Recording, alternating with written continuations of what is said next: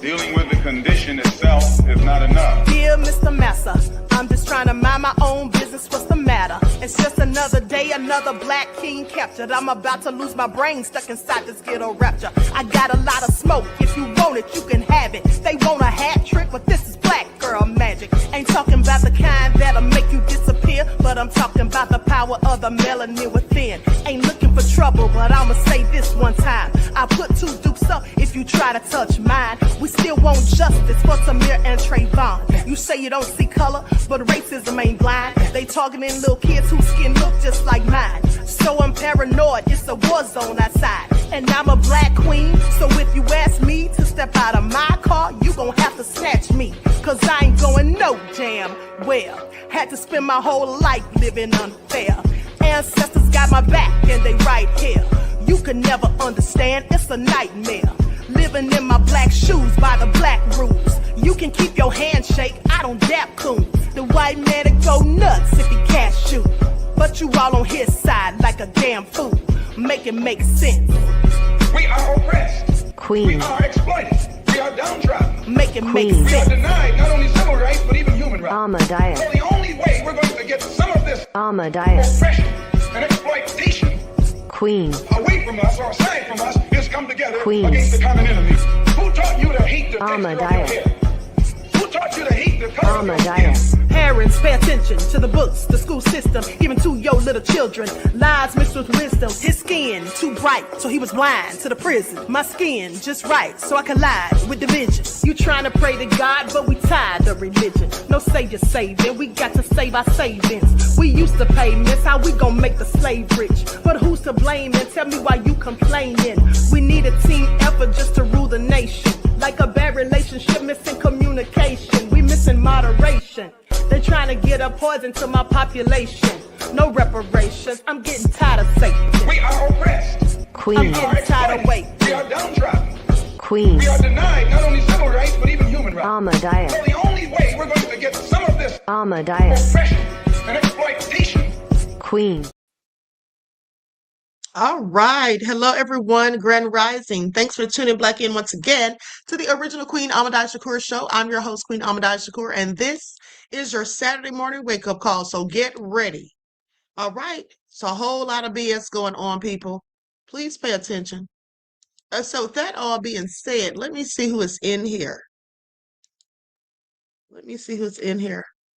Hey, 57 Beige Fox. Happy Saturday to you. Vince, I am Nefarious from the UK. All right. Let's get into it. Gregory, Just Anticipate, Greta Lee, Queen and Mona Huey, Juju B's Nefarious Self. All right. So shout out to all of my loyal royals and everyone tuned into the Queen. Okay. And a big shout out to my moderators because y'all know they be putting in work. I see you, pretty wings, Ethelene. All right. Andrea is here. Buckhorse DC. All right, so let's get into it. You all just don't even know the half of the bullshit. Hey, Natasha, the lovely teen, Nubia Ra. All right, so let's get this party started. Hey, Cookie, beloved, Desmond. Okay, so before we start, let's have a brief word from my sponsor. I see you, Joy.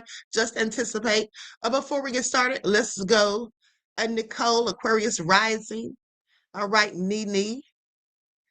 So, Gregory, I see you, beloved. Now, let's have a brief word from my sponsor at 12 Tribes, and then we'll get right into it.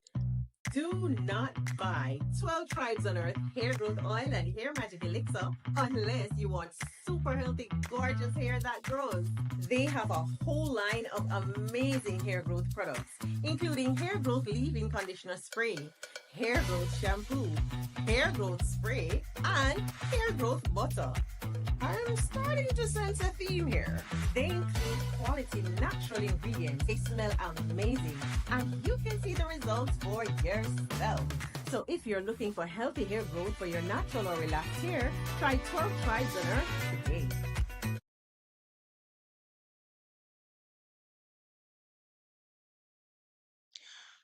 All right, so with that all being said, everyone, don't forget you can purchase 12 Tribes hair oil at Etsy.com. Just look for Lisa Crafts. You can also find it at Walmart.com. Okay? And don't forget that she sells beard oil as well. So let's get into it. Let's get into it. First of all, Where am I going to start? Let's go to the war updates first. Okay, let's get into that first. Now, with that all being said, do you all know that the IDF military kidnapped the president of Ireland's sister? Did y'all know that? Did y'all know that? Let's get into it. With that all being said, thank you, Greta. Greta said, I love this channel. All right. Yes. Yes, absolutely. There was another George Floyd incident, and this one happened in Ireland, and we're going to get into it. Okay. Likes up, everyone, please like and share. All right, here we go. Not to mention Tulsi Gabbard has resigned. And I find that interesting because this is right after her office was raided. Okay, please pay attention.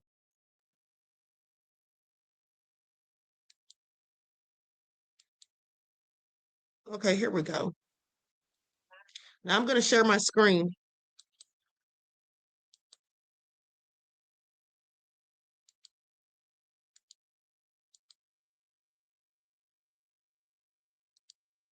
Is facing increasing criticism after the country's far-right National Security Minister, Itamar Ben-Gvir, posted a video online showing him taunting a handcuffed pro-Palestinian activist. Now, let me just say, this video that you're about to watch is absolutely nefarious. This is what the IDF has done to people who were trying to take resources to the people in Gaza. And one of these people that they kidnapped, sadly for them, is the president of Ireland's sister. So now this has caused a host of problems. Okay, please pay attention. They were part of an aid flotilla intercepted on Monday while trying to break Israel's naval blockade of Gaza. Italy is calling for the EU to sanction the Israeli minister over the incident. Free Palestine! This video, posted by Israel's National Security Minister Itamar Ben-Gvir, has unleashed international outrage. It shows him taunting detained activists who are kneeling and zip-tied. The activists were part of the Freedom Flotilla coalition, which was trying to break Israel's naval blockade of Gaza. They were intercepted by the Israeli Navy earlier this week. Israeli authorities detained more than 430 people from more than 40 countries. Their treatment has triggered international anger. This treatment is monstrous, undignified, and inhumane. I demand public apologies from Israel. The Israeli minister has crossed a red line and has certainly damaged Israel's image. The U.S. ambassador to Israel has described Ben-Gvir's actions as despicable. The video also triggered a rare rebuke from Israel's Prime Minister Benjamin Netanyahu, who called Ben-Gvir's behavior not in line with Israel's values and norms. On Thursday, activists from the flotilla began returning home after being deported from Israel. There were 3 Israeli Navy guys, 3 really big ones, who beat us up in every way possible.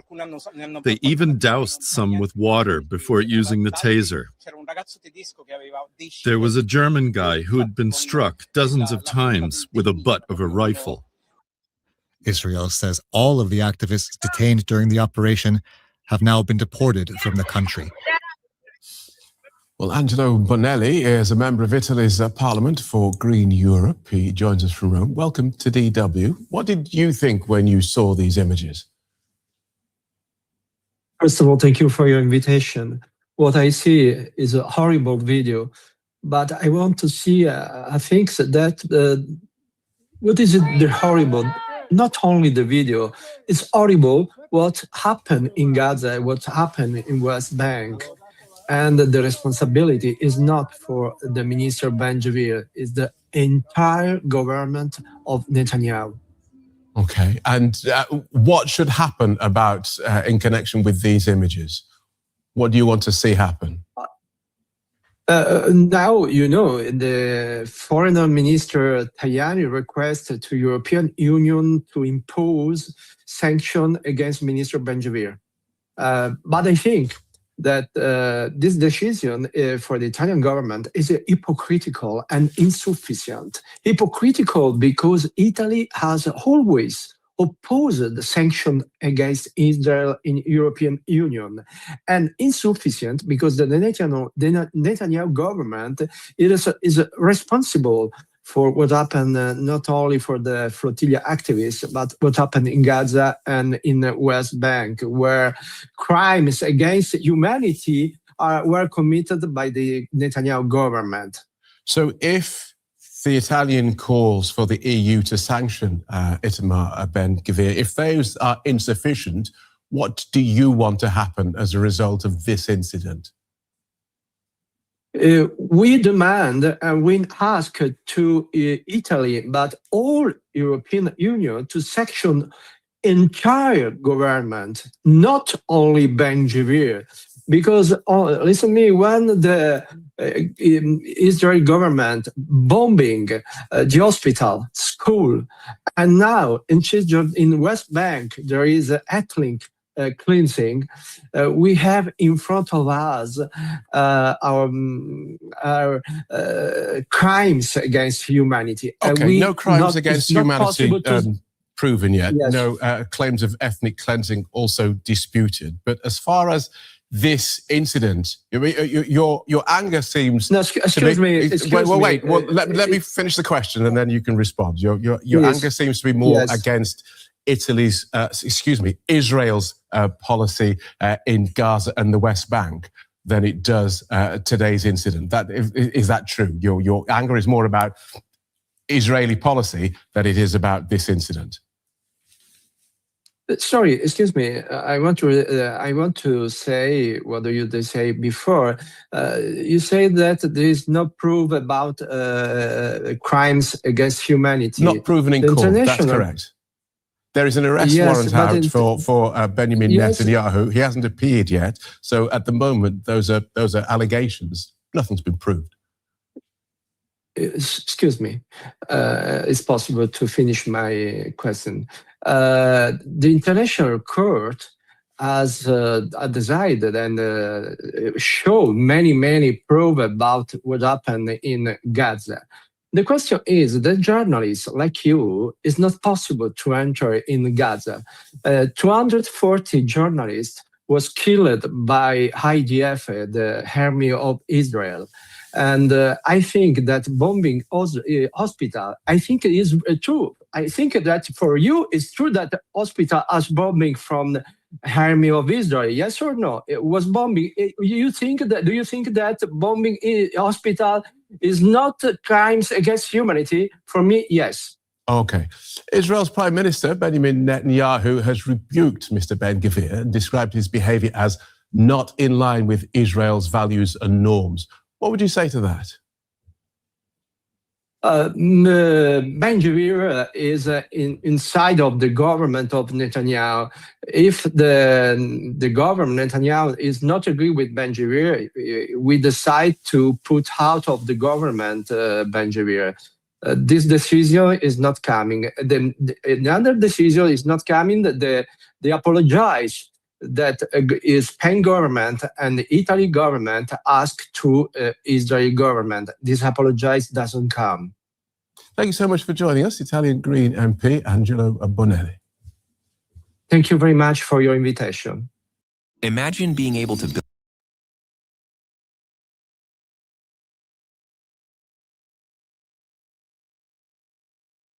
Now, I want you all to pay attention because that black guy, the journalist, he sounded like a whole raccoon. He's sitting there talking about there's no proof of crimes against humanity. Yeah, there's plenty of proof. We've seen the video footage. What is he talking about?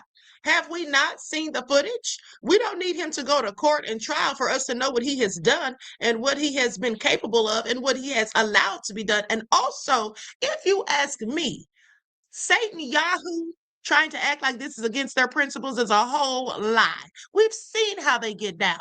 And Ben-Gvir did this because that's what they always do. Okay, how many of these people trying to take humanitarian aid have been abducted? This has been going on. Okay, 200 plus journalists killed. Like, get the F out of here. Okay, miss me with all of it. But see, now they know they have effed up. Satan Yahoo is trying to just act as though, oh, he's against this because he knows what's coming. This is international. This has caused international outrage. Okay, a president's sister. Yeah, this isn't going to just be swept under the rug. I assure you of that. And he knows it. Okay, he knows that. But hold on, there's more. Let's get into it because I'm going to let you hear from the president's sister, Dr. Margaret Connolly. And what she said absolutely is egregious. Let's listen to it.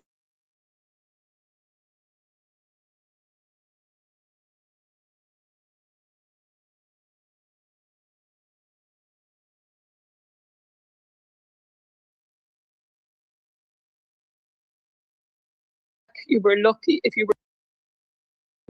I was on a warship, Claire, on Monday and Tuesday, which means we were kidnapped and abducted and held against our will on a warship, which was a prison ship, which was a horror of a concentration camp.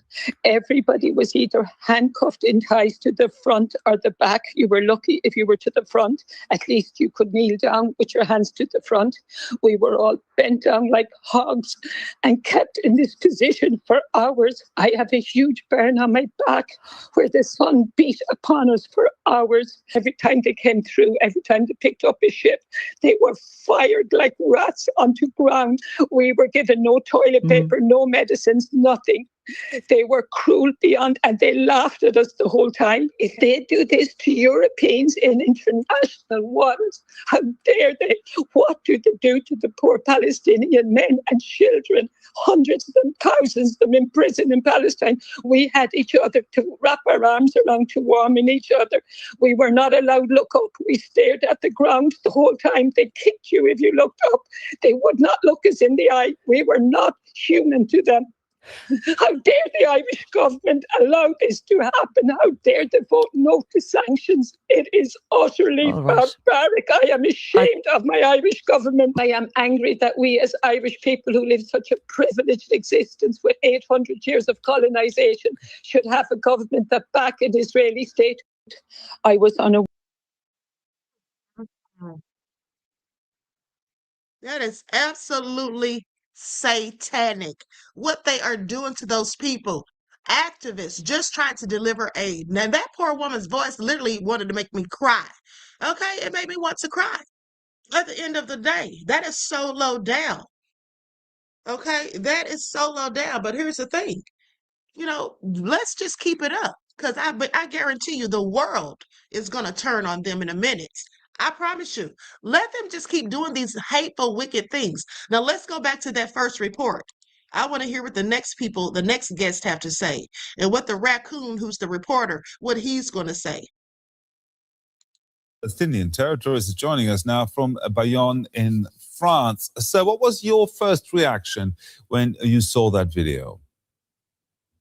Well, good evening, Mr. Elvers. I was, of course, appalled and disgusted by the behavior of Minister Ben-Gvir, but hey, what's new under the sun? That's exactly how he operates. And when Mr. Netanyahu says this is not the face and the norms of Israel, I'm sorry, I disagree. This is exactly how Israel behaved throughout these years, throughout the assault on Gazans in Palestine and the West Bank. So I'm not surprised by that. I think we have to put it also into the context of the Israeli elections. They have been forwarded. They have been anticipated in September now, and Ben-Gvir is certainly trying to, with this charade, trying to win votes on the ultra-right front. It's absolutely necessary to react at the EU level. Now, I want you all to think for a moment. Okay, think for a moment. And Ashkan says the issue is their Samson option. Yes, absolutely. And that's the problem. That they have the audacity, dare I say, to have the capability and the capacity to even have a Samson option. But the United States, wants to say that Iran is the terrorist regime, that they are the problem, that they don't need nuclear capabilities. Are they serious? The same people who would just as soon blow up this entire world Okay? If things don't go their way. That's what the Samson option is for. Okay? I told you all about it before, I'm pretty sure. With that all being said, this is absolutely egregious. But like I said, you know what happens when people start feeling themselves, start thinking they have too much unchecked power? They start doing these things to different groups of people and getting away with it, and nobody says anything. What do you think they continue to do? Well, they start thinking that they can do it to anyone. They become emboldened. Okay? And that's what this looks like. All right? So please pay attention. This is not going to turn out well for them, I assure you. Now, we're going to come to the EU reactions in a moment, but what does a video like this say about the man and about the government that he's a part of? He's the national security minister. Netanyahu deliberately put him into this job in order to secure a far-right coalition. Bezalel Smotrich and Itamar Ben-Gvir are the faces of the far-right, the nationalists, annexationist supremacists who actually want to drive out all the Palestinians from Israel. And of course, the occupied territories. So, as I said, this is not new. These are the people who don't want Palestinians to live there. These are the people who send them to prisons and torture them. These are the people who build illegal settlements. We just issued a group of former EU ambassadors and ministers a statement against the E1 settlement project, which would effectively siphon off the West Bank from East Jerusalem and make impossible a two-state solution. These are the people running the government, and Mr. Netanyahu cannot say he is not part of that. Well, Netanyahu rebuked his minister there. That's quite an unusual step. How stable is this government? Very unstable. The latest polls a few days ago suggest that Likud, while still winning most of the seats in the Knesset, 24 seats, they will not be able to put together a stable coalition. As a matter of fact, they fall short 9 seats of having a majority. But also the opposition, the center-right and the liberal center, are not able to muster a coalition. I think the kingmakers will be the Arab parties in order to reach the 60-seat threshold. It will be a very tough elections, but I think one of the reasons why Netanyahu is anticipating the elections and trying to move it forward is because he is afraid that Trump will strike a deal with Iran and that things go back to normal, and he will not be able to use the rally around the flag momentum which he has right now, because it's very popular to strike Iran, very popular to strike Hezbollah, very popular to strike Hamas. So he wants to be in a warlike situation in order to be able to muster many, many votes. And Ben-Gvir, in that respect, is actually fully aligned with him. Now, we've had a couple of reactions from across the European Union. How do you expect the EU as a body to react? It's about time that the EU reacts on this matter. I mean, a couple of member states, Slovenia, Spain, and Netherlands, have actually issued travel bans against Smotrich and Ben-Gvir. But so far, and also thanks to the vetoes under the Orban regime, it was impossible to have a sanction regime. But also, Minister Wadefuhl in the last Foreign Affairs Council a few days ago seems to be able to have agreement with the Bundesregierung, with the government, to sanction Ben-Gvir and Smotrich. So there is a pending EU action. But Mr. Elfers, let me just say one thing. Sanctioning an extremist, supremacist, and really racist minister is one thing. But how about going far beyond that and, sanction effectively the regime he is serving? How about banning trade with the illegal settlements? How about suspending the EU-Israel Association Agreement? How about stopping arms exports? How about prosecuting war criminals or suspected war criminals? These are things we can do as EU, but even member states in their own right, within their own prerogatives, can do these things. Sven Kuhn von Burgsdorf there, former EU representative to the Palestinian territories. Thank you very much for sharing your opinions with us. Thank you, Mr. Elfers.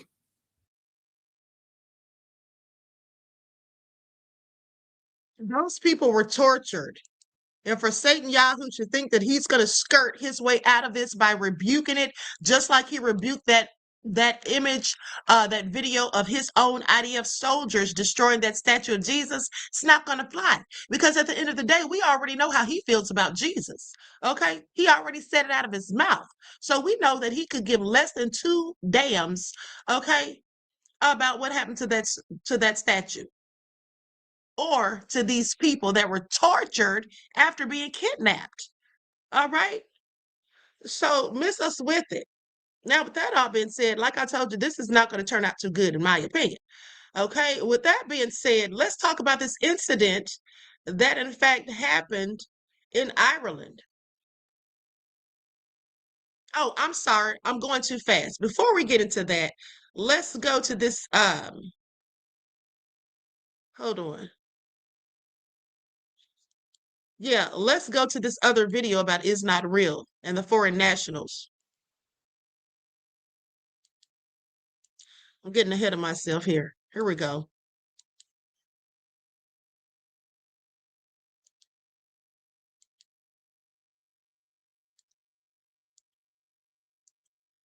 Hold on, I've got to read this comment. D Major said at least Satan Yahoo is pretending to care. Trump don't give an F and will double down. He doesn't give an F either, beloved. Who cares if he's pretending? You've seen what's going on in Gaza. You've seen what's going on in Lebanon. Do you think that anyone gives a damn about him pretending to care? He's only trying to save his own arse. He doesn't want to go to trial and face what's coming down the pike. Okay? So he's no better than Trump, and please don't act like he is. And in fact, just so you know, he's actually worse than Trump. Trump's a whole idiot and an asshole, and he's clearly nefarious, but this man has cost the lives of thousands of people, and many of them children. So I'm sorry, don't give him any props on anything unless it's him being a demonic, satanic worshiper of Baal and a genocidal maniac, period. Now let's continue. דרך זו או אחרת. ההבטחה הזו קוימה. טובה. Monstruoso, inhumano. ברוכים הבאים Free Palestine! A catastrophic diplomatic war has erupted between Israel and a massive bloc of NATO allies. It follows a highly controversial video posted on X by far-right National Security Minister Itamar Ben-Gvir, showing the humiliation of captured international aid activists from the Gaza-bound Global Sumud Flotilla. Ben-Gvir captioned the footage, "Welcome to Israel. We are the landlords."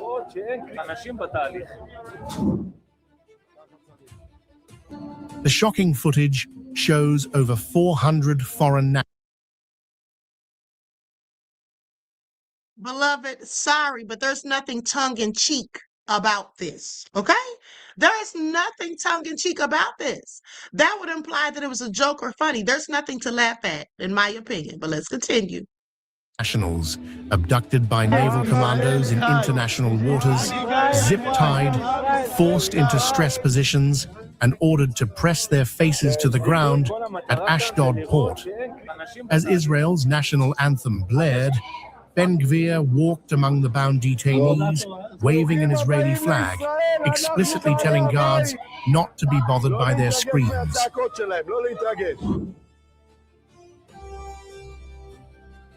The backlash from NATO heavyweights has been unprecedented, triggering a coordinated wave of diplomatic summons.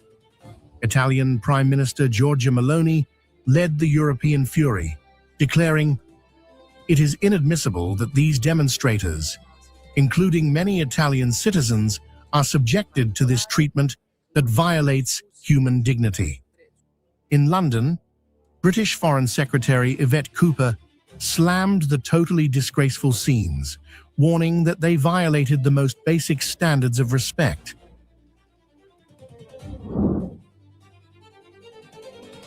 The diplomatic firestorm quickly spread across the alliance. France, Spain, Belgium, and the Netherlands have all aggressively summoned Israeli envoys. Spanish Foreign Minister José Manuel Albares branded the treatment monstrous, disgraceful, and inhumane, while Dutch Foreign Minister Tom Berendsen and Slovenian leaders condemned the shocking and unacceptable abuse. Even Germany's ambassador Stefan Seibert fired back, calling the behavior wholly incompatible with the basic values of our countries. I have been able to watch a monstrous, inhuman, disgraceful video in which members of the flotilla were being treated unjustly and in a humiliating manner by an Israeli minister and the police. Among them, of course, are the Spanish men and women of the flotilla, and I find it enormously alarming. I insist that treatment is monstrous, it is disgraceful, it is inhuman. I demand a public apology from Israel. The exploding global fury has ignited an unprecedented civil war inside Israel's ruling coalition.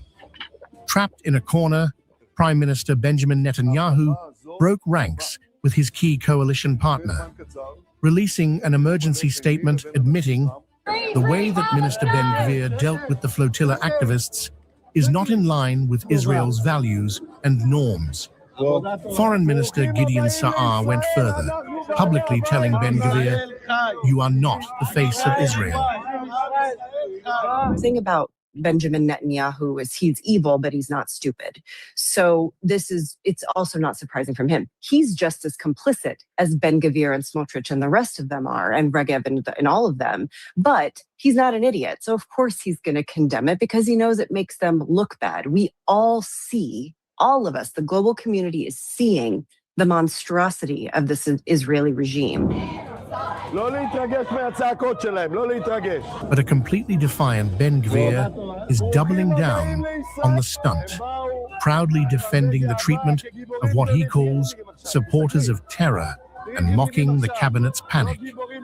With Netanyahu now desperately ordering the immediate deportation of the foreign nationals to pacify NATO capitals, Israel's fragile government finds itself pushed to the absolute brink by its own minister.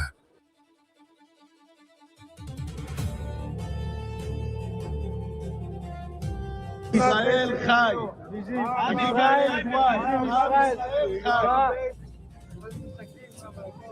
כן, זיכוי, כל המטרה כאן זה לראות שיש אנשים בתהליך. אחרי ש... לא להתרגש מהצעקות שלהם, לא להתרגש.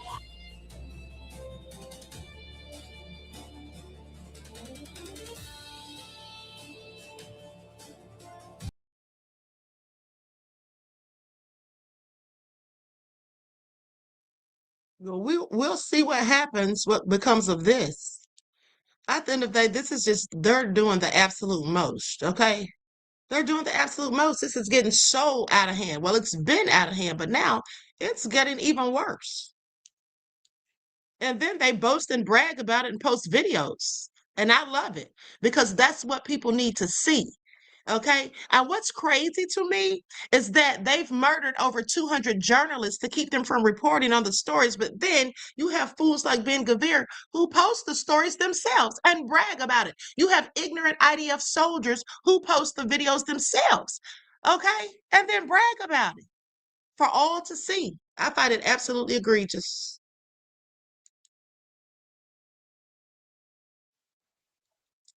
Meanwhile, Tulsi Gabbard has resigned. Let's get into it.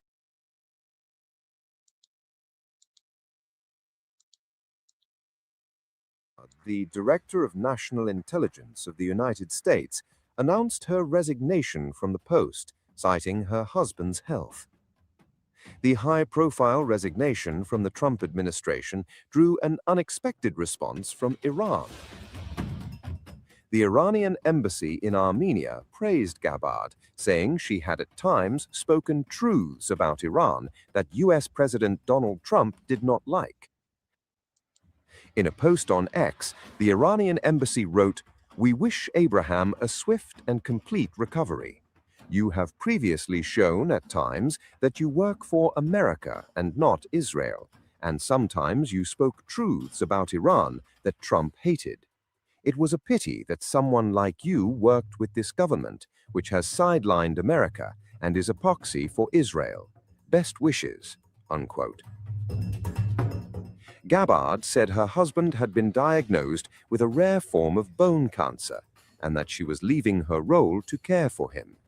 In a post on X, she announced that she would step down from her post, effective June 30th, 2026.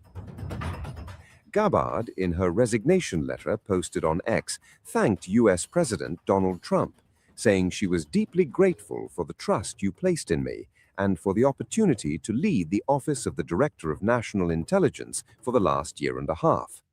Trump, too, took to his Truth Social platform to commend Gabbard for doing an incredible job and said that we will miss her. He also announced that Principal Deputy Director of National Intelligence, Aaron Lucas, would serve as Acting Director of National Intelligence. Tulsi Gabbard, a Trump loyalist, was among several Indian-origin Republicans entrusted with high-profile roles in the president's administration. In her role as Director of National Intelligence, Gabbard was responsible for coordinating between multiple American intelligence agencies. Meanwhile, Reuters, citing a source familiar with the matter, reported that Gabbard had been forced out by the White House. The White House did not respond to the report. Trump had hinted in the past at differences with Gabbard over their approach to Iran, saying in March that she was softer than him on curbing Tehran's nuclear ambitions.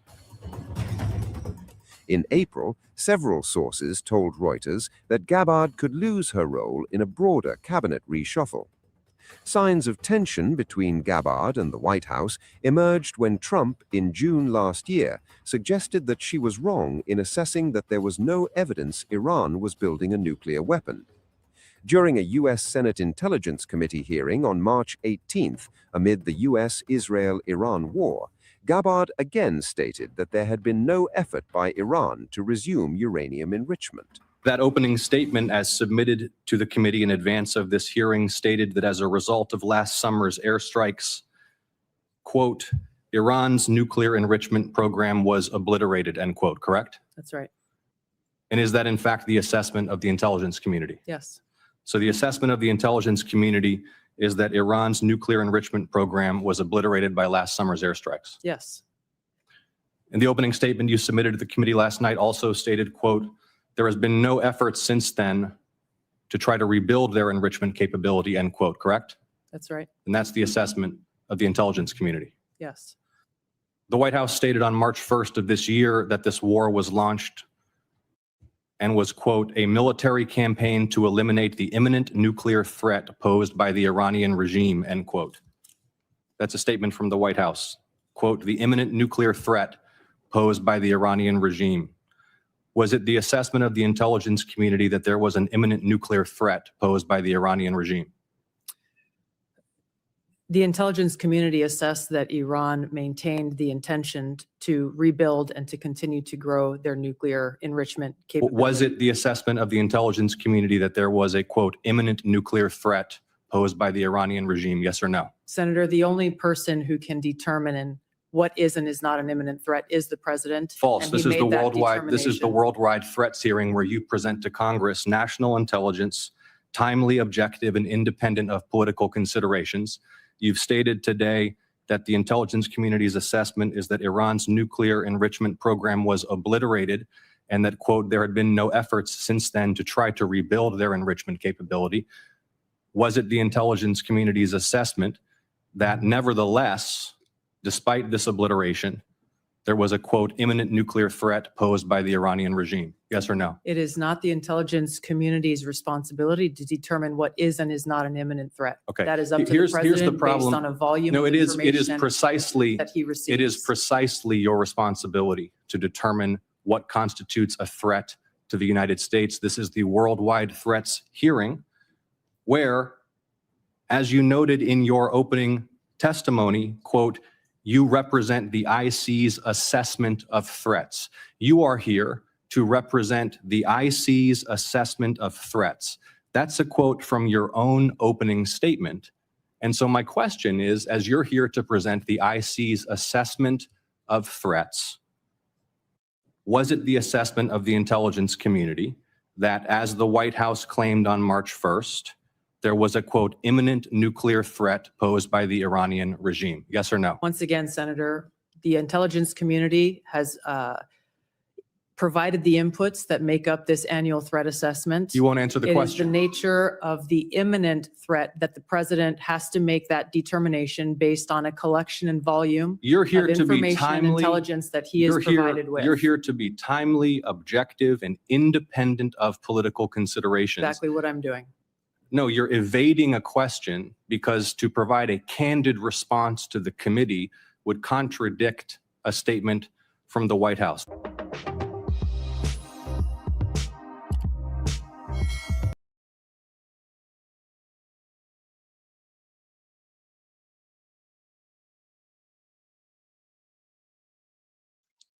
Okay, as usual, like you all said, they don't want to answer the questions.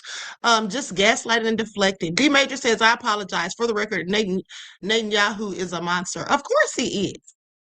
All right, of course he is. Now don't let me get on you again. All right. Thank you for your apology and your donation to the channel. Peace, love, and blessings. Okay, so that all being said, Greta said robot speaking, not a human. Love Chrissy said Ossoff ate and left no crumbs. Okay, you know, Ossoff was the only one running. He ran unopposed the other day when I went to vote. There was nobody voting against him. No one running against him. Isn't that interesting? Well, let's go to this next update. And then we're going to get into this George Floyd situation. I'm just giving everybody time to get here in case people are late. Over in Sweden today that really has Merc in a pickle. Pick up the phone, for everything you haven't heard about, but you need to know about. Okay, so do y'all remember a couple of weeks ago that I told y'all that the European countries of NATO were like thinking about building their own coalition? And I remember some people were like, oh, that's not true. That's not true. Yeah, it's true. And you can go check. Actually, you can go and view the meeting that happened today. So they pretty much told Big Orange and Petey Weedy that NATO is a defense coalition, not an offensive coalition, meaning if someone attacks you, we're all here to stand up and work with you and help you fight back. But we're not here to help you attack other countries and other people. And so if that's what you and Nettie Net want to do, you're going to be on your own. And at this point, we don't care if you decide to leave NATO because we're going to partner with other European countries and we're going to have our own situation over here handled up. And they also told Big Orange that they know that we don't have as many interceptor missiles as we're supposed to have, that we've run through over 50% of our stockpile. And then they said on top of that, Big Nettie Net played you like a fiddle because while you were using all of your missiles and all of your THAAD systems and all of your high dollar equipment, it's not real, kept all the ish in the closet. Like, how do y'all feel about that? How do y'all feel about knowing that we have run through all of this super expensive equipment and munitions and is not real, has been sitting over there on all their stuff the whole time? So literally they were not fighting with us, because remember I told y'all too that I thought it was wild that our troops were supposed to be on the ground. It's not real had came out and was like, yeah, we're not putting our troops out there. So we literally are fighting for them. We're not fighting with them, right? They're not out here getting busy, getting to it, right? They're over there focused on trying to continue to move into Gaza, trying to continue to move into Lebanon and displace those people. America is over here fighting everyone else on their behalf. This is insane. And I want y'all to know that the presidents, even Reagan, told is not real. No, we won't go. We won't do this for you. The Big Orange jumped up and took the bait. I'm trying to figure out what he's going to be doing with all this mignon, because physically he looks like he's in bad shape. Like he just does not look healthy. Y'all know it. Y'all know it. Y'all have seen his huge swollen cankles, the bruises on his hands, you know, him not being able to stay awake during meetings. Y'all have seen when he gets up, you know, he's having trouble just standing up and walking smoothly. He can't walk in a straight line. Y'all are seeing all of these crazy outbursts that he's putting online on Truth Social, you know, at 1 a.m., 2 a.m., 3 a.m. in the morning. Y'all have seen that. Y'all know that this man is not well. And I'm not going to lie to y'all, I'm a little nervous about the weekend because Mike Johnson sent Congress home. He sent Congress home because they didn't want to bring the war powers vote to the floor, because they were pretty sure that as a whole, Congress was going to vote to check Big Orange's power and to not give him any more money to continue on in this war in Iran. Also, if it would have been brought to the floor and they voted on it, there would have been a record of who voted in which direction, right? And I guess they won't do that. They want that to be public information because they're all concerned. Well, the red hats are very, very concerned about losing the majority once the midterms come. Y'all keep in mind that on Monday, Big Orange wanted to blue over there in Iran. And remember, the Pentagon had to come and say, wait, don't do that, because Iran already clocked America's teeth. And if you do that, it's going to be some repercussions and it's going to be real bad for us in America. So don't do it, because they already know everything that's going on. So now we have a holiday, weekend coming up. And we all know that this administration loves to get busy after 5 p.m. Eastern Standard Time on Fridays once the market closes. Child, y'all think they're going to try and make a strike over the holiday weekend? I don't know. I guess they would technically have a little bit more time than that, because from what I understand, Congress is not going to move back into session until June. Anyway, I'm going to call y'all later so we can talk about gas.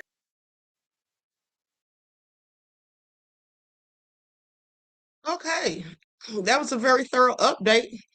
Shout out to her for the information. Now I want you all to pay attention. So let me just say, with this George Floyd situation, is absolutely nefarious. And what I'm not going to do is show you all the video. Okay, I'm just not going to show that video. First of all, I feel like YouTube will give me a community guideline strike if I do. But also, it's very triggering, because as you can see in my thumbnail, they're kneeling on that man's neck, on his head or his neck. And this guy, one of the guys, is like, not only is he kneeling on him, it's like he's moving his knee up and down to apply more pressure each time he's doing it. Okay, and it sounded like I heard him say, "I'm going to break your effing neck." And they knelt on his neck for 5 minutes. Now, they accused this man of shoplifting. I don't know if he was shoplifting or not, but even if he was, did he deserve that? And this man was someone who they say worked in IT. He lost his job and recently became homeless. These men that you see kneeling on him, however, they're not the police. They're merely security guards. Okay? They're just security guards. They're not even law enforcement. But let's continue. I'm going to share my screen. I've already fast forwarded past the part where they were kneeling on him.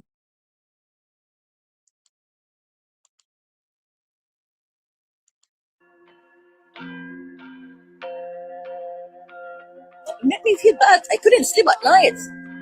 It made me, I just read watching it time over time. I couldn't believe it. It's just like a nightmare. And I was trying to think, why this excessive force? Why?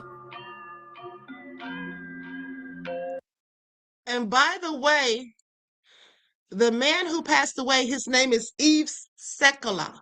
Yves Sakila.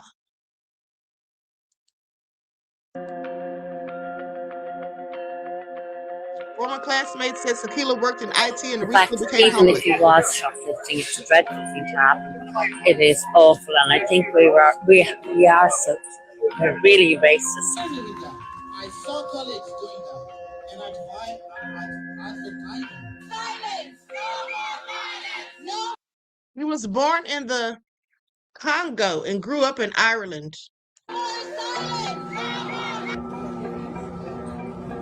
Mourners drew parallels to the U.S. police murder of George Floyd in 2020. You don't see this in Ireland. For children. You see this in sorts of American things like that. We call this a George Floyd moment, because it happened the same situation, same incident. Like, I can't believe it happened in America in 2020 and then happened in Ireland in 2026. You look at that video, it literally is like a reenactment of what happened to George Floyd. This is the Irish Prime Minister. He's announced an investigation into the death of Sakila.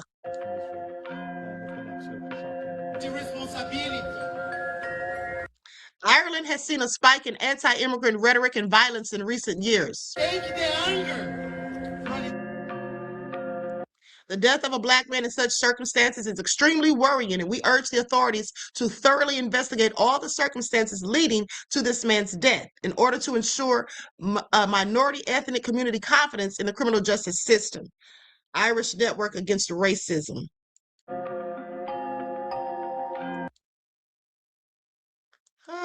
Another day, another tragedy. So now let me go to a story about a woman by the name of Gwendolyn White.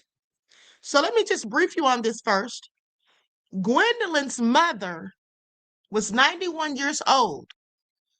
She was in a nursing home and she was being abused and not taken well care of. And someone decided to throw acid on her.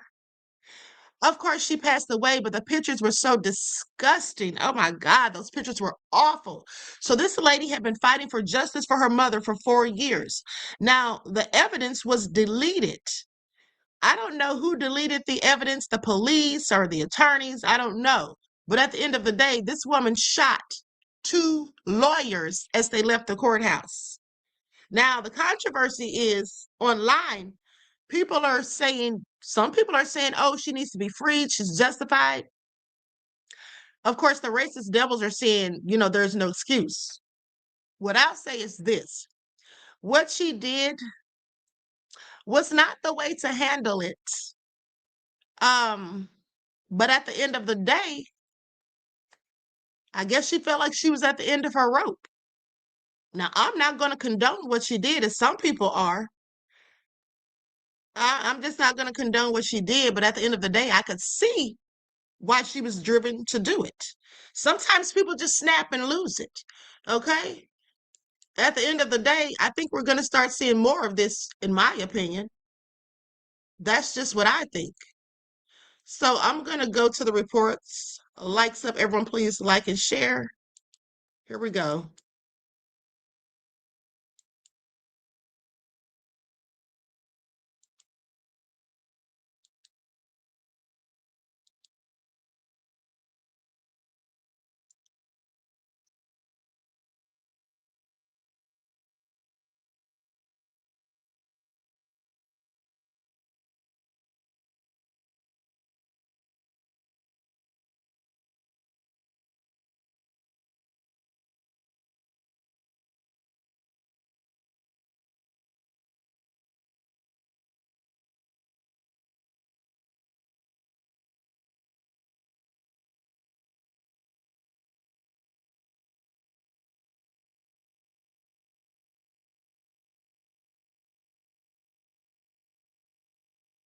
Of a shooting outside the old Wake County Courthouse. We know that 57-year-old Gwendolyn White is now in custody, accused of shooting 2 people after a court hearing. The town of Roseville confirmed this afternoon both victims are attorneys representing the town in a civil case, but did not release their names. Police say attempted murder charges are pending against White. CBS 17's Harrison Grubb has been live at that scene since it happened earlier today. Harrison, you've been there as things evolved all morning into the afternoon. What can you tell us? Yeah, well, eyewitnesses told me earlier this morning that they heard several gunshots. Police have been focusing a lot of their attention here in this alleyway between both Fayetteville and South Salisbury Street, where we believe this shooting happened.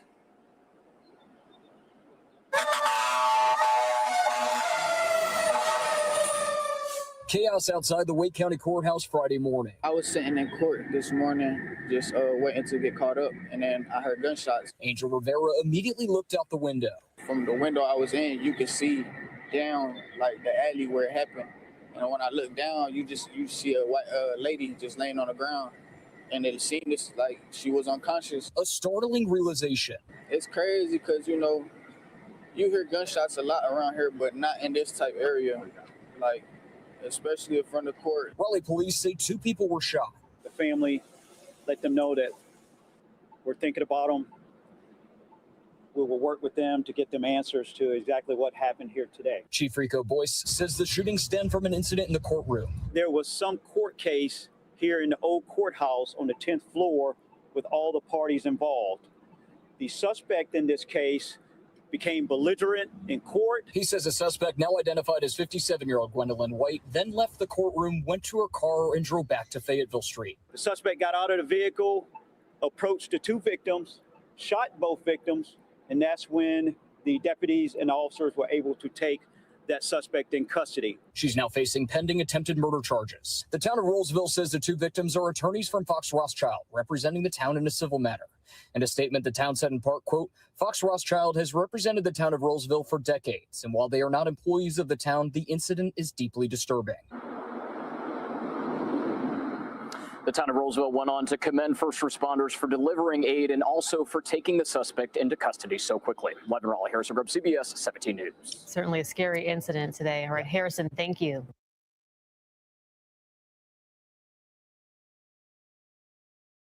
It sounds like a case similar to Luigi Mangione, if you ask me. I don't condone what Luigi did, but at the end of the day, I damn sure understand why he did it. And I'm so glad that the death penalty is off the table. Let's continue. So I hear that 2 lawyers were shot in a North Carolina courtroom today. Instantly, I'm like, I already know the typical suspect. I felt like I was on an episode of SNL. But anyway, I go, to go down the rabbit hole. I see it's a 57-year-old Black woman named Gwendolyn White. Now, what would possess a 57-year-old woman to throw her life away by shooting 2 lawyers? It had to be something. So I continue to go down the rabbit hole. Miss Gwendolyn has been in court for the past year or so, fighting for her mother who recently passed away, who passed away under guardianship. If you know anything about guardianship, you know how they treat the elderly. Of course, she's been through so much when it comes to trying to fight for her mother who is no longer with us, to the point where she knew that her and her mother had arsenic poisoning in their body. Acid was poured on her mother's open wounds. The neighbors and other locals, part of the KKK, came and broke into her house multiple times. The police did nothing about it. The state did nothing about it. And I'm guessing the lawyers weren't doing anything about it. So at this point, I guess she said her life is over. Might as well take justice into her own hands. But killing 2 white lawyers is crazy. I don't know if they did yet, but they definitely fighting for their life right now. I feel for Miss Gwendolyn, because I'm guessing that's what she thought was her last resort. Y'all don't want to listen to us. Y'all don't want to fight with us. So we got to take y'all out. So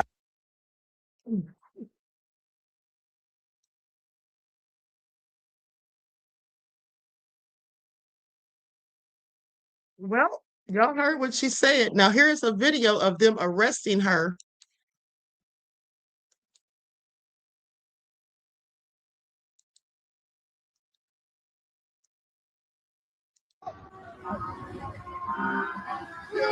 What is this? What the f happened, twin? You alright? Somebody random. You alright? Yo, what the f? First of all, who is that goofy Negro who ran across the screen talking about you all right, twin? Like, dude, sit down somewhere, okay? Out here clout chasing at somebody else's expense and tragedy. Is he serious? Is he serious? Let's go to the next clip. QueenAShakur said, I ain't mad at her. So I went down a rabbit hole with this case with this lady from Wake County who shot the 2 lawyers for tampering with the evidence. So basically, somebody poured acid on her 90-year-old mother. Her mother ended up passing, and she wanted justice for her mama. So that is what actually happened. Is she wanted justice for her mother. Like, this is why I say everybody grieves differently when it comes to their loved ones. Everybody grief is different. It's not the same. Everybody don't got the same heart. Everybody grieve differently. Y'all be up here playing about people's loved ones, and out here in the world playing about these people's loved ones, and these people not playing about who they love. I see a lot of people taunting people, dead folks, and not knowing when somebody see you, they gonna do something about you. Like, that lady really love her mama. Like, in her heart, she really love her mama. I go and scroll down her page. I'm gonna try and post her page. I go and scroll down her page, and she always talking about RP mommy, or, you know, I love you mommy, or, you know what I'm saying, I'm gonna get justice for you mommy. Like, people love their loved ones.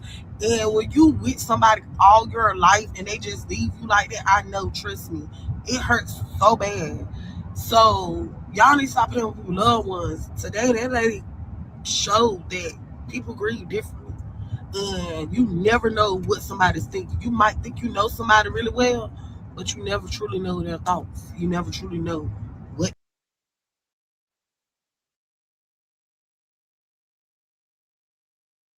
That's true. You don't know what a person is thinking.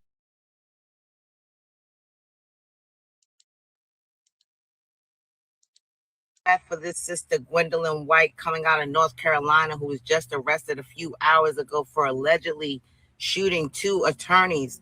Miss White has been on TikTok for over a year begging for help for her mother, justice for her mother, a 90-something-year-old woman who was unalived while in care, got acid thrown on her while she was under care. And she tried to do things the right way. She went to the newspaper. She went to the radio stations. She did everything she could do. And everyone ignored her. People didn't want to put the story out because allegedly there's some KKK influences in it. She even reached out to Nick Cannon, who she said people in the family, her family said that she was related to. Nothing. This woman did everything. She was tired of people playing around with her, tired of people taking her pain for bad, tired of people because they had power thinking that she was nobody. Seeing the detectives today say that they ordered the destruction of all the evidence. But God's vengeance ain't like nobody else's. These demons can't lie themselves into heaven, and they can't pray for no grace and mercy on their worst doggone day. They gotta suffer. They're gonna suffer for them lies. They won't even be able to pray for their own children. Lying like that. You can't go out in this world lying on people and think at night you're gonna get on your knees and ask the Lord to bless you. What the Bible tells us, as soon as wicked people pass away, they are straight in hell. Ain't no doggone walkway for them to get there. They there immediately. These people are cursed. They are wicked. They live by lies and corruption. They ain't got shit coming to them. The world is the only place they can exist. Life is short. These demons ain't got too much longer to keep on playing and ruining people's lives. Get caught up with the powers of the world. The most powerful person is going to perish. Understand that.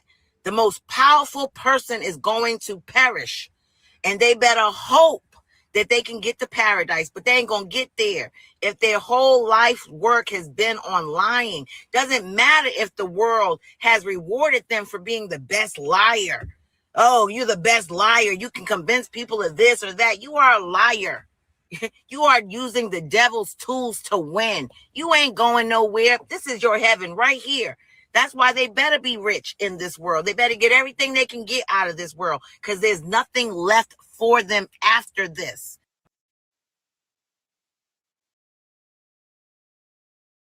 Well, she said what she said. Now, with that all being said, let's talk about Jake Lang, because Jake Lang has been arrested. Okay, he has been arrested for making a fool of himself in his defense of Chud the Builder. Now, I'm going to tell you what some people are saying. I don't know if this is true or not. I haven't done the research because I just learned this morning. But people are, in fact, saying that Jake Lang is Mossad and that he's acting as a provocateur of chaos for It's Not Real. Now, as I said, I don't know that to be true, but it probably is. Let's get into it.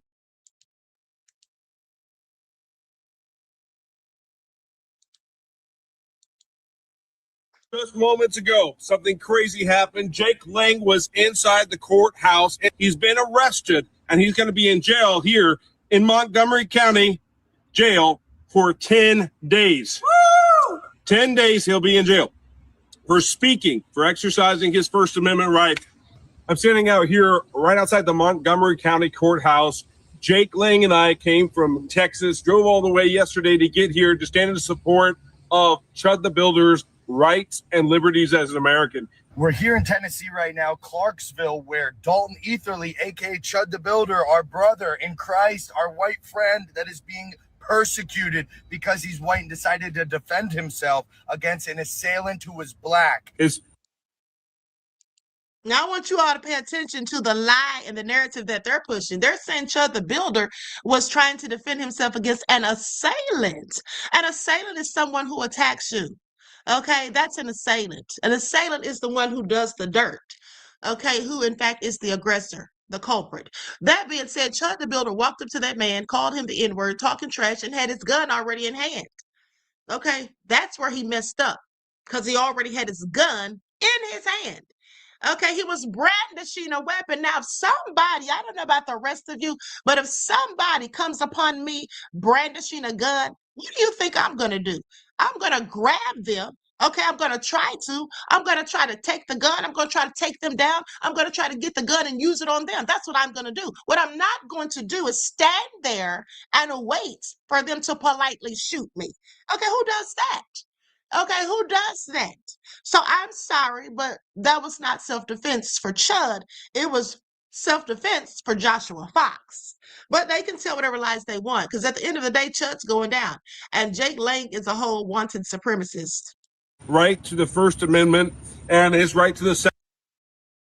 And by the way, he's saying that he was exercising his freedom of speech and his right to the First Amendment. Let me tell you something. First of all, when you're in court, when you're in a courtroom with a judge, you don't get to just say whatever the hell you want. You still have freedom of speech, but mind you, it is heavily restricted. Because you see why? It's because judges have broad authority to control their courtrooms, to ensure that trials are orderly, and also to prevent disruptions. That is their duty. So that's what the judge did. That's why the judge can hold you in contempt. That's why the judge can put a gag order and all of that. But at the end of the day, he got exactly what he had coming, and he's only going to be there for 10 days. He'll be all right. Second Amendment, which were infringed upon in this recent case, and now he's facing an assault charge because he self-defended himself against a black man who said he was going to kill him after he used the N-word. So we disagree with the fact that he uses the N-word, but we agree with the rights and the liberties being protected for each and every citizen in America. So that's why we came out here today. Something crazy happened. Jake Lang was inside the courthouse, inside the room, in the hearing for Chud, and he was told by the judge, stop making hand gestures or you're going to be kicked out of this courtroom. And he stood up and he started making statements about the case and about Chud.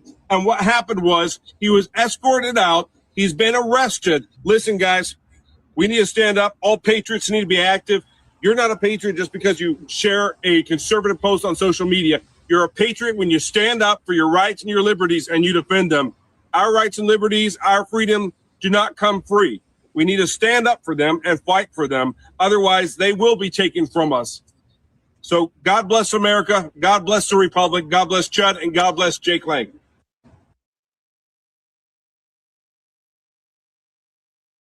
Oh, of course. That was absolutely a dog whistle.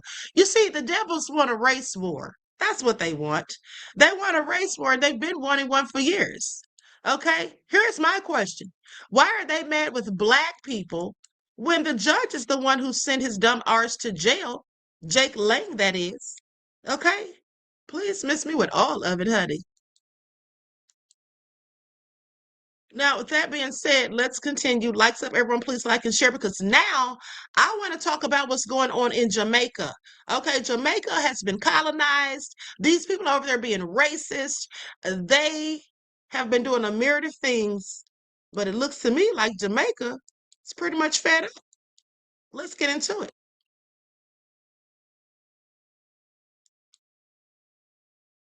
And so first off, there were some people, hold on. There were some people who went swimming and they claim, let me pull this up. They claimed that they were told to leave the beach. Some Jamaicans told to leave a Jamaican beach. Pay attention. It's just like the Africans when the Asians came over there and built that grocery store or whatever it was, and then told them they couldn't come there. How does that even work? Okay? How does that even work? many police came here this morning? 5 policemen and one with a big old rifle. What did they say? They said we cannot come and swim here. What time of the morning is it now? Early morning, before 9. Yeah. Before 9, yes. See? So the people them go to work from 9 a.m. So Yes. nobody can come and swim before work. Which is so ridiculous, yes. So is Jamaica for Jamaicans or is Jamaica for the Canadians and the Americans and the Europeans? Who is Jamaica for? That was a video that was recently filmed at Blue Lagoon in Jamaica, in Portland, Jamaica. Less than 1%. That is how much of Jamaica's coastline is freely accessible to actual Jamaicans. 500 miles of beach, less than 1% accessibility. The rest, walled off, resort gates, guests-only signs, private property, and here's the part that should make everyone upset. The law that allows this was written in 1956, before Jamaica was even independent. A colonial law that is still being used today to lock Jamaicans out of their own birthright. So let's talk more about Blue Lagoon in Portland, one of the most beautiful spots on the island, a place I myself have visited a few times. And when I was there just a few years ago, Jamaicans were swimming there. It's now fenced off. And you see what happens when you try to swim there as a Jamaican. Let's talk about Bob Marley Beach in Bull Bay, under threat from hotel development. Think about this. A tourist flies in from Canada, the US, the UK, anywhere across the world, pays for an all-inclusive resort, and has full access to a beautiful beach that a Jamaican person who was born there, whose family built the island, cannot reach, cannot access, cannot swim there. This is not a tourism story. This is a justice story. Right now, the Jamaican government is trying to pass a new policy, the Beach Access and Management Policy. They will continue to restrict birthright access to the coastlines of Jamaica to local Jamaicans. So I want to hear from you. If you're Jamaican, have you experienced this firsthand? And are you making an effort to fight for your birthright? If not, why not?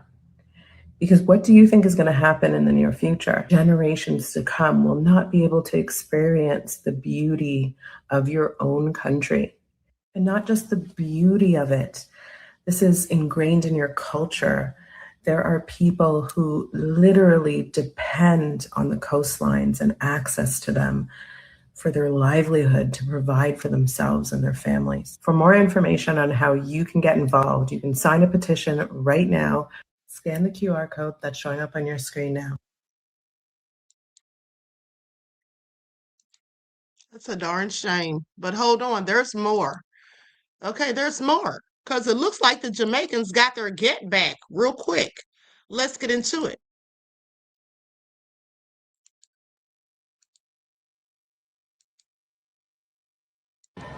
Look at it now.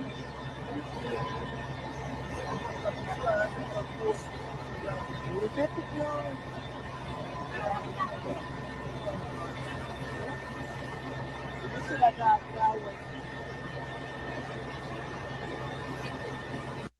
What's going on, everybody? It's Afro Think Tank. Africans, take note. African countries, take note. East African countries, take note. Listen, take notes. All right? I need y'all to bust out a pen and paper and write down what you see. And then I need you to duplicate it, because this is the kind of energy that's necessary.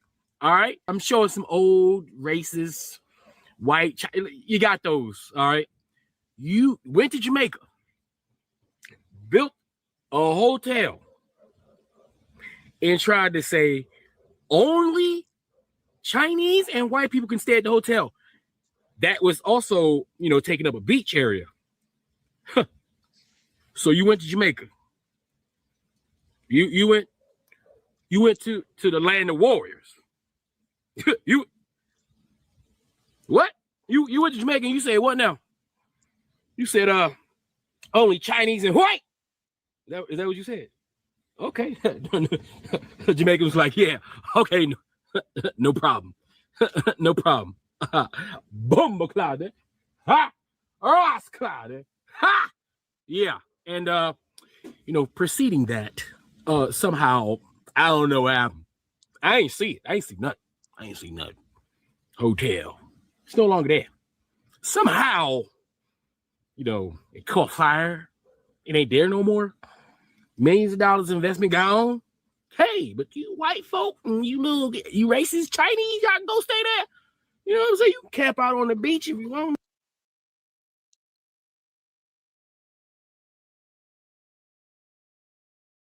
Well, that hotel's burnt to the ground. Pay attention. It's burnt to the ground. Now, I'm going to have to edit this video because I didn't realize that he was going to say the R word. Okay. Now, let's continue. A 7-year-old was tortured by her sadistic caregivers. A 7-year-old child. Let's get into it.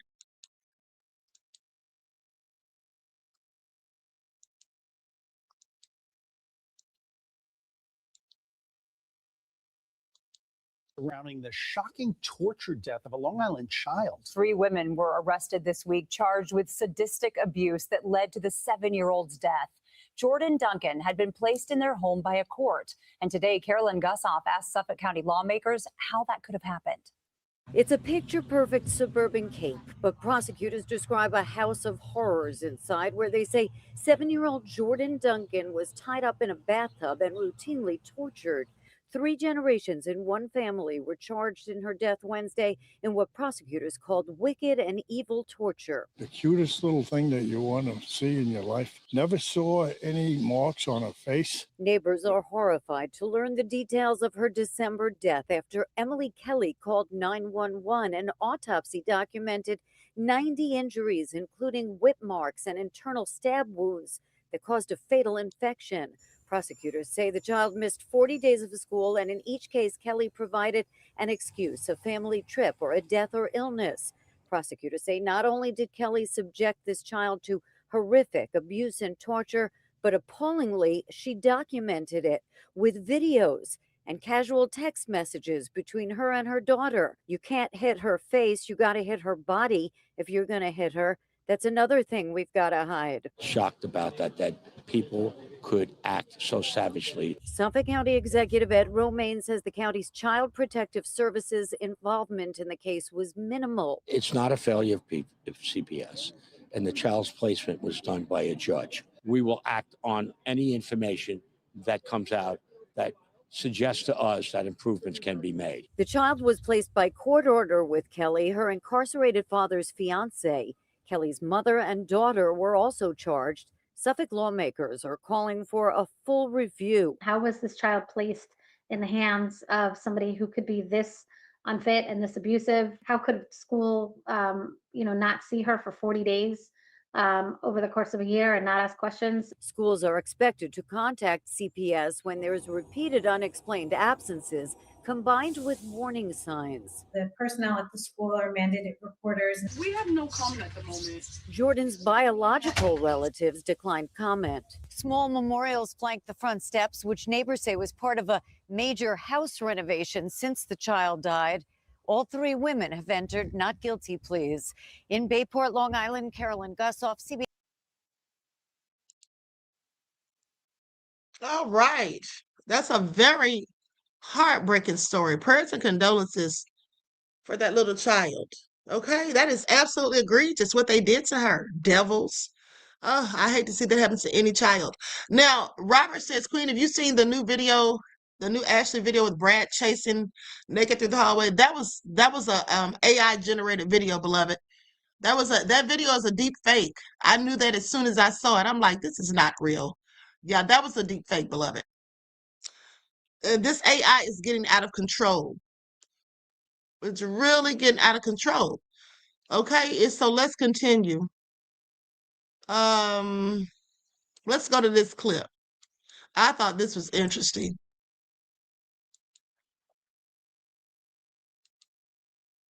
Now watch this.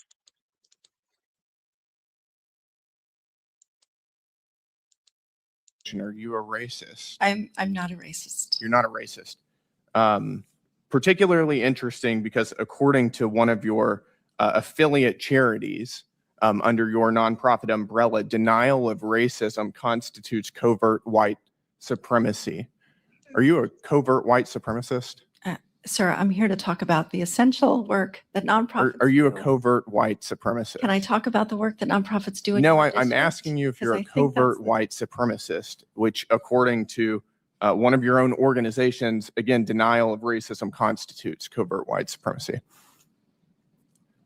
Would you like to I'm answer sorry, the what's- question? I don't know what the question So is. you refuse to answer whether you are a covert white supremacist. I am here to talk about the essential work that nonprofits do. If you'd like. He doesn't need to ask her anymore. She's already told him the answer. She's already told him the answer. He doesn't need to ask her again. The fact that she says, ignores the question and says, I'm here to talk about, you know, that's it right there. She is a covert white supremacist, clearly. To ask me a I am question utterly about dumbfounded. nonprofits You are on in your record right now, district and you will or not say throughout that the you are not a country. covert white supremacist. I don't have a definition in front of me. I haven't looked at the definition. I'm not going to answer. Right, she said, I don't have a definition in front of me. I haven't looked at the definition. Well, here's the thing. Even if you don't know what a covert white supremacist is, lady, you darn sure know what a white supremacist is. So being any kind of white supremacist is nefarious. Okay, is she serious right now? Like, girl, you just told on yourself. A question about my personal That views. is- I'm here to talk about the work You're not- of nonprofit I organizations.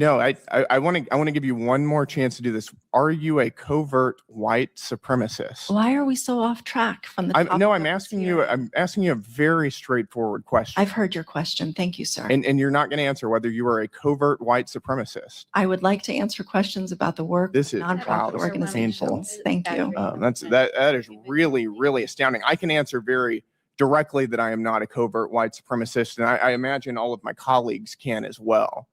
I think you ought to reevaluate what you're doing in the nonprofit sector if you can't answer that in a straightforward way. That is astounding. Yes or no question? Well, that's exactly what I was thinking, that this bitch has the audacity to have a nonprofit. Who the hell is she helping? Okay? Who is she helping? I find it interesting. Well, I guess that answered that. So, but here's the thing. Let's talk about this white doctor who is suing. Please listen to this. Okay? Please listen to this. Now, this white dermatologist decided that he's going to sue findablackdoctor.com. Sir, what are you suing them for? Let's get into it. So, conservative group, hold on, these damn pop-ups. Since conservative group sues Find a Black Doctor directory over discrimination, the anti-DEI group believes other non-white doctors should be included. So they're trying to make this into a class action lawsuit. This is what I want you to pay attention to. First, it was one man, and now they've gotten this little group together, and they're trying to make it a thing. First of all, they're not going to be able to prove their case, because just keep listening. So a white Colorado dermatologist and a conservative medical nonprofit have sued the creator of Find a Black Doctor, arguing that the directory unlawfully excludes non-Black physicians. The lawsuit filed on May the 19th in federal court in Manhattan says the site's race-based listing policy violates federal civil rights laws. Now, the lawsuit was brought by Dr. Travis Morrell and Do No Harm, a group that opposes diversity, equity, and inclusion initiatives in the medical field, per Black Enterprise. Now, according to the filing, the directory limits eligibility to Black physicians and dentists in active clinical practice and denied Morrell's application because he was white. Let's talk about that for a second. He says they denied his application because he was white. Here's the problem with that. He doesn't know why his application was denied. You see, he claims that he sent them an application and then he never heard back. So he sent them another one months later or an email and still no word back. Okay, you just sent her a word back because they didn't hire you clearly. Now you're going to have to that the reason they didn't hire you is because you're not Black, sir. And how are you going to do that? Where's your receipts? Okay? Because maybe you just weren't qualified. All right. And maybe they didn't need you because you're a dermatologist and they're looking for other sorts of doctors, perhaps, and dentists. Okay, there could be a myriad of reasons why he wasn't hired. But anyway, he wants to play the race card. So let's get into it. So by excluding qualified doctors based solely on their color, their skin color, Find a Black Doctor indefensibly robs some physicians of valuable advertising exposure and deprives patients of the opportunity to discover capable providers without a without a regard to race. That's what his statement said. Now, Colorado physician Dr. Travis Morrell and at Do No Harm, suing over the racist neo-segregation, they called it. Okay, concordance is bunk science. Okay, this is a comment that someone left. Physician compassion is far more powerful than differences in race. Doctors of all backgrounds give compassionate, excellent care to their patients. That's what another Twitter user said. Now, Find a Black Doctor describes itself as a resource for patients seeking Black doctors, part of the broader efforts to improve access and trust in care in Black communities. Let me just tell you all something. I look for Black doctors too. Okay, I absolutely do. I look for Black doctors too. Miss me with it. Okay, because I know about this country's nefarious crimes against Black people in the medical industry. I know about medical genocide. I know about the Tuskegee experiment. I know about experimentation on Black women without anesthesia. I know about all of that. Okay, I know about all of that. So with that being said, I always look for a Black doctor first. Okay, that's what I do. That's exactly what I do. So there needs to be resources for people like me who want to do that. Okay, please pay attention. Now, with that all being said, goes on to say, having access to Black doctors has been shown to improve health outcomes, particularly for Black men. According to a mission statement shared by Find a Black Doctor, it also says, although African Americans make up approximately 13% of the U.S. population, they're only 4% of practicing physicians.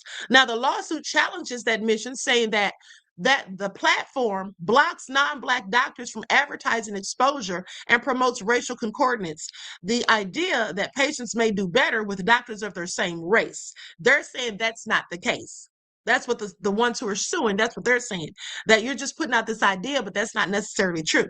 Now, it also refers to the more recent case, Ayer versus Fearless Fund Management, where the lawsuit against the Fearless Fund, an organization that supports Black women-owned businesses, made national headlines after the organization was accused of discrimination against other groups by the American Alliance for Equal Rights in 2023. Both parties agreed to a settlement later that year.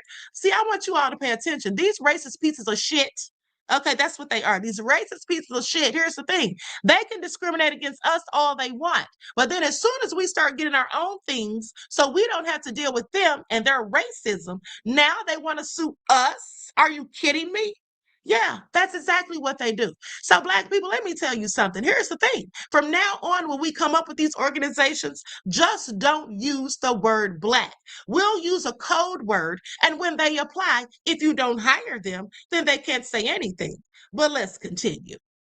Now, goes on to say, many supporters of the Find a Black Doctor directory say it helps patients find culturally responsive care and navigate a system where many Black patients have historically faced discrimination. Critics argue that excluding doctors by race creates a new form of bias.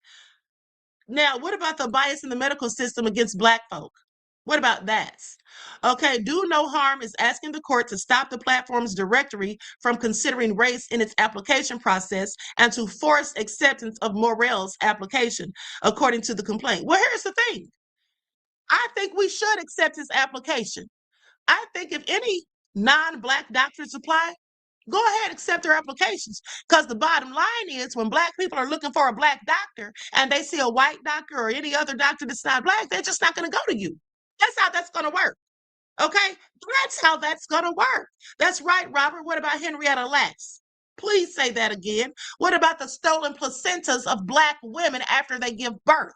Okay, to be used in stem cell research and to be used for profit. funding millions of dollars for these hospitals and doctors. And the Black women many times are struggling single mothers, okay? And they don't get a dime out of it. You see, that's why when you go to the hospital and they're drawing your blood or you give birth, and you should always ask them, is any part of my body, anything that was attached or came from within me or outside of me, is any of that going to be sold, distributed, or used for profits? And record them,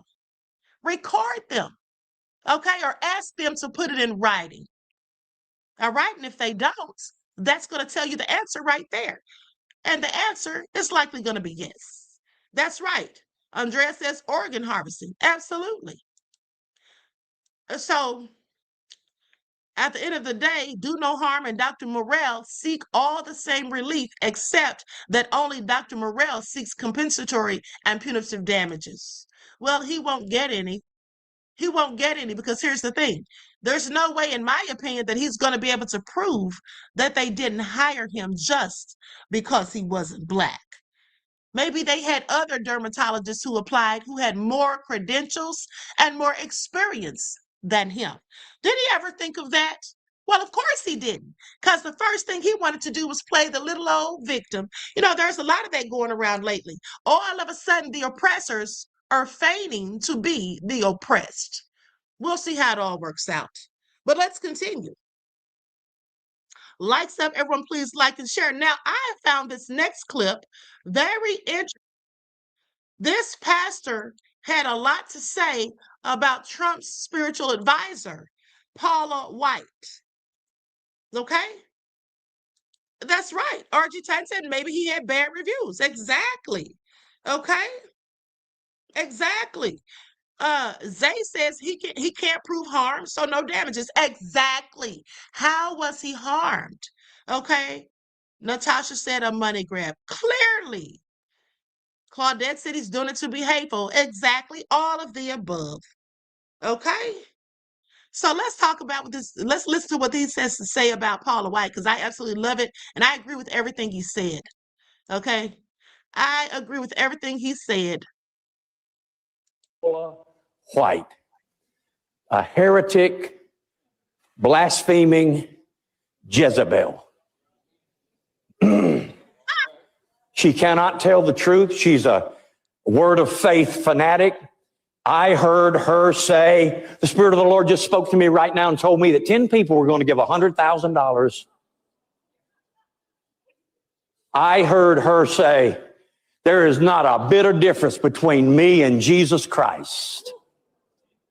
I heard her say, I'm going to pray for people tonight, but I'm not going to pray for you till you lay an offering down here on the altar.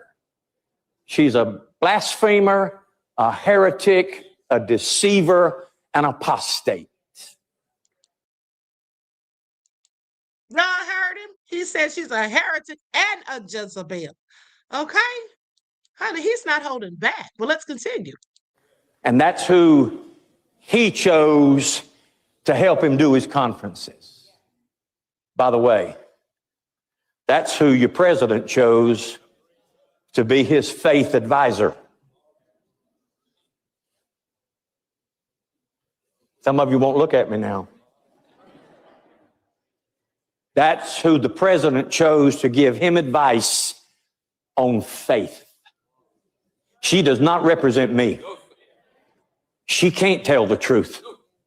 Those big shot guys cannot tell the truth. If they're trying to raise money constantly, they can't tell the truth. I want to tell you something. Our president needs some help. He needs some guidance. He needs help, but he's not going to get it from that. The only help he can get is when he falls on his knees.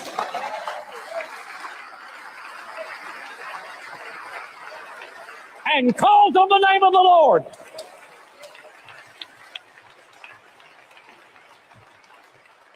And I know the man. I talked to the man. The man is a friend of mine who sat in front of him as close as I am to my own hand and said, Mr. President, you must be born again. You've got to ask God for forgiveness for your sins. You cannot live in this kind of pride. You cannot be this arrogant. God won't let this last very long. I know the man that told him that. But he's not going to get any direction from somebody who doesn't even know what sound doctrine is. Paula. All right. Woo. Such harsh words for poor little old Paula. The African angels, the angels from Africa, they're coming, they're coming, they're coming. The angels of Africa, I'm calling the angels. I'm calling the angels from Africa. Come down, angels, the angels from Africa. Ha! Y'all remember that bullshit? She said the angels from Africa were coming to save Donald Trump. The African angels, the angels from Africa, they're coming, they're coming, they're coming. The angels. Girl, why in the hell or heaven, mind you, would angels from Africa come and do anything to save Donald J. Trump? Okay, I have several questions, but let's continue. And speaking of Trump, let me tell you all the next nefarious thing that he's done. Yeah, let's get into it. Let's get into it. Donald Trump is absolutely the son of the devil or the devil himself. One of the two. Take your pick. We hear this shit. The Trump administration is now moving to close the nation's primary B lab, and experts say that this closure will make it much harder to respond to the growing number of honeybee deaths in the country. So the U.S. Department of Agriculture has run for many decades a lab called the Beltsville Agricultural Research Center. And according to Nebraska Public Media, the Trump administration, well, it's shutting it down. And this is really a place where beekeepers across the country turn to when honeybees die. For example, there was a massive die-off recently of honeybees because of viruses spread from pesticide-resistant mites. But now the Trump administration is moving very close to closing this bee lab. And experts say that it's going to slow response to honeybee deaths. Honeybees are some of the most important species on the planet. Bees literally make our ecosystem work. If you can, go support Nebraska Public Media, show them some love, spread the word, and I'll have more updates for you soon. Follow along for all the news. Let me tell you something. Let me tell you why people are saying that Trump closed down that program. Because first of all, there's been some research going on. Scientific interest grew significantly after a major 2020 study from the Harry Perkins Institute of Medical Research in Australia targeted cell death. They say researchers found that honeybee venom, please pay attention, honeybee venom, specifically a component called melittin, can destroy certain aggressive breast cancer cells, triple negative and HER2 enriched in a lab setting. The mechanism, they say, is that melittin works by poking holes in cancer cell membranes and jamming the signaling pathways that allow the cells to replicate. Selective potency. In lab dishes, the venom killed 100% of cancer cells within 60 minutes with minimal damage to healthy cells. Now, they're saying that's why Donald Trump is doing what he's doing and shutting it down. Because it might be a potential that honeybee venom can help to cure cancer. Now, that has not been proven as of yet, but that's what they're researching for, okay? And it looks like a very plausible or a very good likelihood that it's going to work, okay? They haven't done the trials on humans yet, but so far, they're saying it looks like it killed 100% of the cancer cells within 60 minutes with minimal damage to human cells. So what does that mean? What if this is real? Then chemotherapy, which they make billions of dollars off of, okay? And let me just tell you all something too. When that white doctor who's a dermatologist just started talking about they didn't hire him, let me just tell you something. Do you all know that there was a story some years ago, and I do believe I reported on it, where there was a doctor who looked just like him, mind you, who was diagnosing Black people with cancer that they didn't even have and doing chemotherapy on them. And you know why he was doing it to Black people? Well, because he was clearly racist. Okay, we know that. But also because allegedly you get more money for doing those sorts of treatment on Black folk. Now, that's an allegation that I haven't substantiated, but pay attention. All right, please pay attention. And here's another thing. Do you think Black people would prefer to go to a dermatologist who looks like them or not? You see, a Black dermatologist knows all about our skin because we have a different type of skin. Okay, first of all, it's drenched in melanin. That's for number one. But there's other differences. So I'm sorry, my dermatologist is absolutely Black. Okay. My dermatologist is absolutely Black. No, I do have a white doctor as well, but I'm just telling you that my dermatologist is Black. Okay, so now with that all being said, we're about to be out of here. I have one more video that I want you all to see. And this is where these two guys got into it on a live. Let's get into it. Likes up, everyone, please like and share. Thank you in advance. This wanton supremacist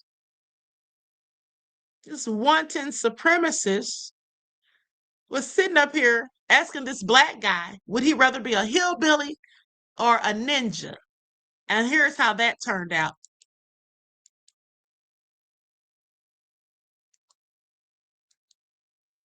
You rather be a hillbilly or I'd rather not be a fat, funky looking motherfucker how you look. That's the one thing I for sure would rather be. Let me see with that spotty ass beard, your motherfucking beard you look like you got a disease, like you losing your hair. You need to go check your liver, check your levels. Fuck you tomorrow. Why you calling them motherfucker nigga? Check your health. Wait, why you look like you're dying, nigga. Shut up. I'm putting you on mute to tell you that you look like you're dying. You look unwell. You look unhoused. Do you have a home? Do you need some money? Should I start a GoFundMe? You look horrific. Your eyes, you sad in the eyes. You look like you got some shit, unresolved shit going on. You look like you're not happy with where you at in life. You need to mend that relationship with your mother. That's what you need to do. You need to work that out. That's what you should probably do before you think about calling me a nigga. That's what you should probably do. Poop face. I'm going back to 5-year-old. Poopy head. You mad? You want to look me up? Stupid ass. Okay, I'm sorry, but you called in to get roasted, sir. Now, doesn't that look familiar, beloveds? What does that look like? That almost looks like people on my channel when I drop the link. Okay? Please pay attention. I absolutely loved it. Where did he think that was going to go? Okay? Where did he think that was going to go? Okay, I'm sorry. Make it all make sense. Now, I'm sorry. I have one more thing for you all. Listen, I got one more thing for y'all. Fraudulent Dr. Cheyenne Bryant. Now, I want you all to listen to this because another doctor has come out and she has made a plea to Cheyenne Bryant. Let's get into it. She has made a plea to her. And I find it also interesting.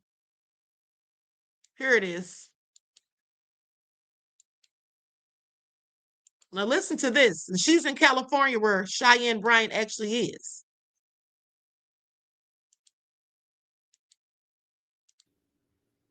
This message is for Cheyenne Bryant.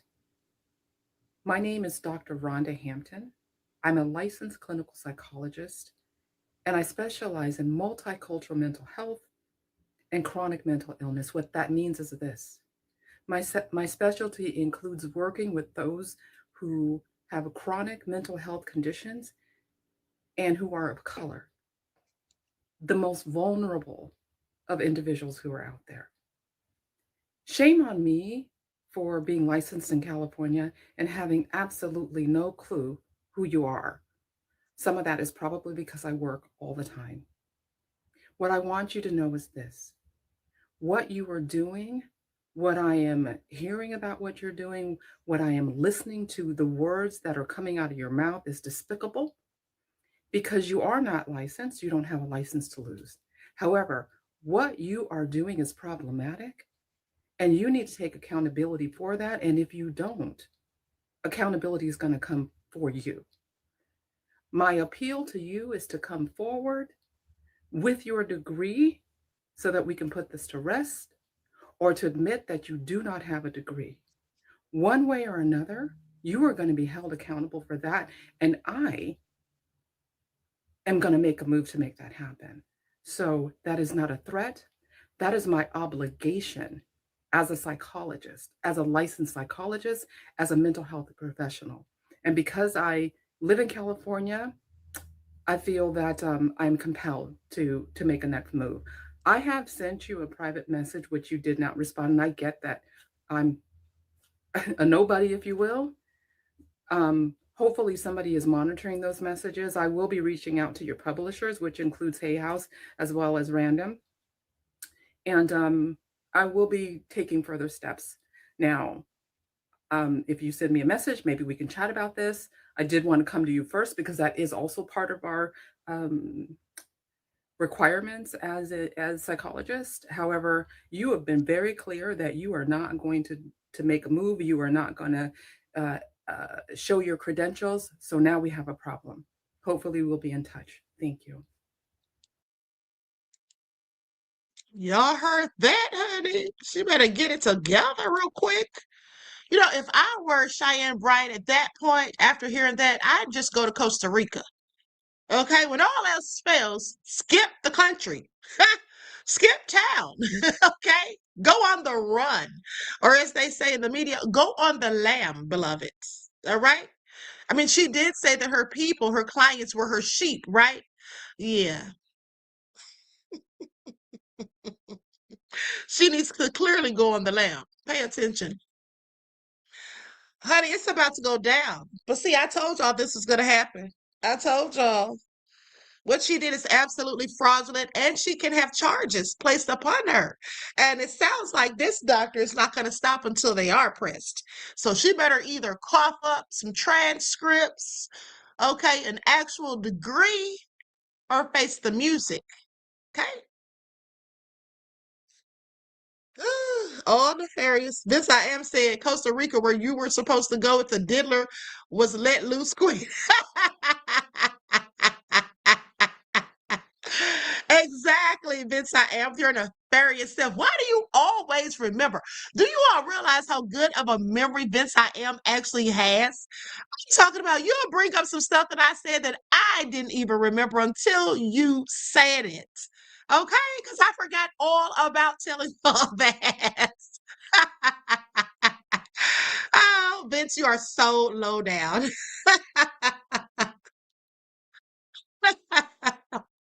Now, that all being said, listen, beloveds, I love you all to life. Y'all are absolutely amazing, okay? Y'all are absolutely amazing. Now, I don't know if I'm going to come back later, but if some juicy information comes out, I just might. Nicole said, oh, yeah, Queen, you reneged on that one. No, beloved, he didn't get out. He's still imprisoned. I only said I would do that if he got out, okay? About that all being said, Vince said, Queen, leave me alone, Queen. Now you leave me alone. Okay, don't go in on me and then pretend to be the victim. I'm the one being victimized here, sir. I beg your finest pardon. Okay? Anyway, listen, I love y'all. Y'all are absolutely amazing. Okay? Everyone enjoy the rest of this beautiful day. I may come back later. I'm not sure, but if I do, it'll be around 7:30 or 8 or so. Just check the channel, okay? And until next time, beloveds, each one teach one. That's how we grow and thrive. Do something productive, constructive, but never destructive. And always remember to keep the Most High first in your lives. And I want to shout out to the replay gang. And I also want to let the replay gang know that there won't be a chat on this live because that guy said the R word. Okay, and that's considered, not a good word. It's considered a slur, so I'm gonna have to edit it. All right, D Major says, didn't see Tara Setmeyer go in on Scott Jennings. I didn't see that. I'll have to show that tomorrow, beloved. I didn't see that, but thanks for telling me. Let me write it down. Make a note to self. Okay? Now, thank you for your thank you for that information and also for your contribution to the channel. I appreciate you. Peace, love, and blessings. All right, beloveds, until next time, I will talk to you all again soon. Peace.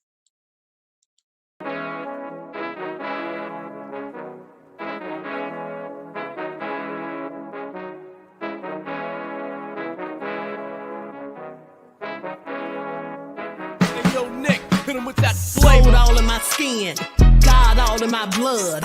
Kings all in my circle, you touch one of mine and you're done. They show no love for the queen, why you hating on me? Is it cause I'm free and I got Malcolm X in my jeans? I got dreams like King Luther, shed blood like Kunta. You ain't helping my people, I ain't got nothing to say to ya. I want all the smoke like hookah. Talking reparations, America won't be great until they give us compensation. I'm like, I'm the hottest right now. That's See right. A bunch of lames out here trying to jock on my style. They be doing too much.